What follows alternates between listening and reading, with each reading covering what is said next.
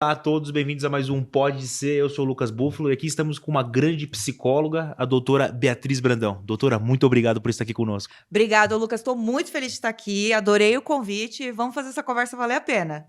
Então, Bia, conta pra gente, como é que era a sua vida antes de se tornar psicóloga e o que te fez escolher a profissão de psicóloga? Então, eu fui por um caminho. Tem todo um histórico, né? Tem bastante coisa. Apesar dessa cara aqui de Vila Nova Conceição que eu tenho, eu tenho uma origem. Eu não vou falar humilde, porque humilde, na verdade, são pessoas que reconhecem o erro. Mas eu tenho uma origem pobre, tá?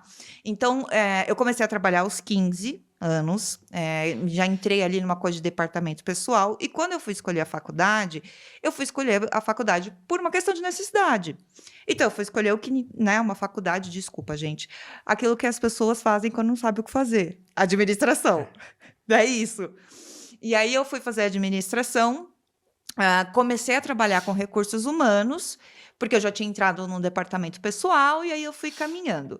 Só que o que acontece? Não era uma coisa para mim. Né? Eu não estava sentindo que a coisa do mundo corporativo, da empresa, tudo aquilo fazia sentido para mim. E eu tentei me encaixar muito. Porque assim, né, Lucas, quando a gente está se formando, o que a gente aprende? Você tem que estudar, entrar numa empresa, ter carteira assinada e, pelo menos a minha geração era assim, tá? Hoje em dia eu sei que a galera não tá mais essa coisa do CLT. Então, assim, eu tinha que trabalhar e tinha que ter uma carteira assinada. Só que foi passando os anos e eu fui adoecendo. O mundo corporativo, eu não tenho um perfil de mundo corporativo. Eu acho que talvez hoje eu consiga até ir lá, fazer uma consultoria, dar uma palestra, sabe? Uma coisinha por cima, assim. E eu comecei a adoecer, e aí eu tive um quadro depressivo.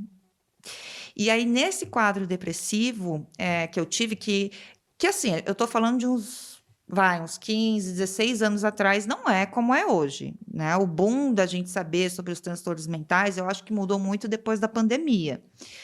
Mas, na época, eu fui no psiquiatra, ela colocou lá como depressão, comecei a fazer. Primeiro eu fui na psiquiatra e depois eu fui na psicóloga. A primeira psicóloga que eu vi na minha vida foi uma experiência horrível. Horrível, assim. Ela simplesmente estava impaciente, não olhava para mim e terminou e falou assim: mas vai para psiquiatra. Eu falei: então, mas eu já tô vindo aqui da psiquiatra, eu sou indicação da psiquiatra. Ah, é? Ah, então continua, sabe, meio assim. E aí eu fui Querendo escolher. delegar o problema, né? É Já isso. vai. Ah, então volta pra psiquiatra. Não Eu querendo assim. resolver, não querendo se engajar. E aí eu lembro que eu falei assim, gente, é isso aqui, né? Porque eu gostava da psicologia. Na verdade, eu gostava muito de filosofia.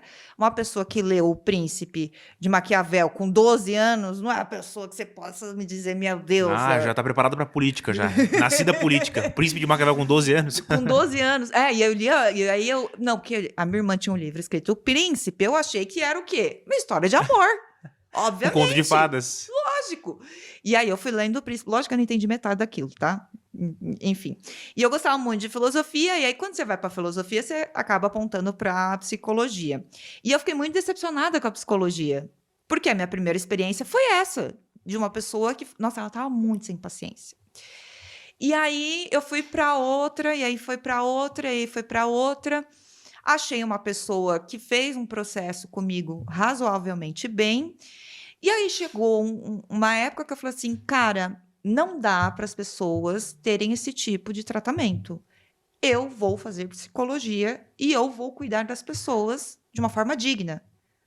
Aí lá vai a Beatriz, trabalhando no RH, sai do trabalho, pega o ônibus apertadinho dela, vai fazer a faculdade dela, volta para casa. E aí, Lucas, eu lembro que nessa época era ótimo. Eu morava num Campo Limpo, você conhece? Sim, sim. Campo Limpo lá, longe, longe. Eu morava num Campo Limpo, eu trabalhava no Brás, Que é bem longe um do outro, né? muito longe. A faculdade que eu tinha escolhido era no Campo Limpo também. Então, eu ia para o Brás, voltava para o Campo Limpo. Então, eu acordava 4:30 da manhã, Nossa. ia trabalhar, voltava correndo, chegava em casa meia-noite. Aí, aos sábados, eu tinha que fazer os estágios obrigatórios da faculdade, que foram ótimos, né? Bastante experiência e tudo mais. Só que eu passava o sábado fazendo esses estágios que você não recebe, né? Você só vai nos lugares, faz a programação e tchau. E eu também não recebia muito bem. Então, de domingo, eu trabalhava como fotógrafa num bar de rock aqui em São Paulo. Que legal. E aí, pensa nessa pessoa, até hoje eu não sei como é que eu fiz isso. Eu não sei te dizer como eu consegui fazer isso. E eu sustentei isso por 5 anos. Porque aí, durante todo esse período, eu usava o dinheiro da fotografia para complementar a faculdade. E aí, aos trancos e barrancos, eu terminei essa faculdade. História longa, né, Lucas? Não, mas como foi um momento muito corrido na sua vida, né? De muita batalha, de muita luta, quais foram as suas válvulas de escape para poder relaxar, assim, nesse tumulto, assim? Que você tava de segunda a sexta fazendo faculdade, sábado estágio, domingo trabalhando no bar de rock como fotógrafa. Quais eram as suas válvulas de escape para você conseguir durar esses 5 anos, né? Que é muito difícil, né? Primeiro que a gente também estava num processo de tratamento de depressão, também tem isso. O que eu fazia, Lucas? Eu realmente me afundei na psicologia, porque o estudar era prazeroso. Era um propósito para você, né? E aí tem uma cena, cara, que eu lembro assim, sabe um ônibus bem apertado, tá? Terminal Campo Limpo, Capelinha, imagina uma coisa assim. Eu com a mãozinha assim, segurando a mochila, né, virada aqui na frente. Aí tinha chovido, os vidros fechados, aquele bafo, aquela coisa gostosa. Eu segurando, e o texto da faculdade, gente, que texto não era PDF, tinha o texto físico. Segurando o texto, tentando ler aquele texto, porque eu ia ter prova. E aí eu lembro que eu comecei a chorar. Chorar, porque eu estava com fome, porque eu estava cansado, porque eu estava com sono, porque estava o inferno daquele ônibus. E aí eu olhei para o teto do ônibus e pensei assim, cara, isso vai valer a pena um dia. E aí, toda vez que eu dou alta para um paciente, eu juro para você, eu lembro do teto do ônibus. Valeu a pena. Aí, ó, uma pessoa, você conseguiu ajudar essa pessoa. Então, o meu propósito era muito maior. É como se estivesse olhando pro céu, né? Pra uma força maior, né? O teto do ônibus é bem simbólico nessa questão. Sabe quando você fala, cara, não é possível que eu tô me matando aqui e não vai dar em nada nisso. E aí eu lembro dessa cena do ônibus quando acontecem coisas legais. Tá falando, aí, garota, viu? Valeu a pena. Foi ruim? Foi. Mas valeu a pena. Então, assim, eu realmente gostava. Eu gosto, né, de psicologia. Eu gosto, né? Eu estudo ainda. Você se sacrificou tanto, né? Você venceu diversas batalhas, diversas lutas para conseguir, né, trazer uma vida melhor para as pessoas. E aí vai ficar muito clichê, mas eu sempre fui uma criancinha assim, né? De querer ajudar os amiguinhos e tudo mais.